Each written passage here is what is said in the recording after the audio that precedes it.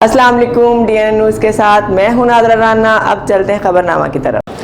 جی السلام علیکم ناظرین، سردار غلام مرتضی ایڈوکیٹ صاحب اس وقت ہمارے ساتھ موجود ہیں۔ یہ بھی تشریف لائے ہیں چونیا کے پاسپورٹ آفس کی افتتاحی تقریب میں۔ تو آئیے ناظرین جانتے ہیں یہ کیا کہتے ہیں۔ جی سردار صاحب، سب سے پہلے تو رانا محمد اسحاق صاحب کے ہم بے حد مشکور ہیں کہ جنہوں نے پاسپورٹ آفس کا آج جو ہے نا افتتاح کیا۔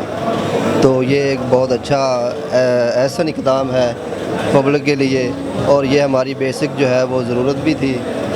یہ اس پاسپورٹ کے لیے شہریوں کو جو ہے نا قصور اور لاہور کا سفر کرنا پڑتا تھا، اب یہ ہمیں جو ہے نا وہ لوکل لیول پہ جو ہے نا یہ سہولت میسر ہوئی ہے۔ ہم رانا صاحب کا بہت مشکور ہیں اور بہت شکریہ۔ Thank you. بہت شکریہ جناب۔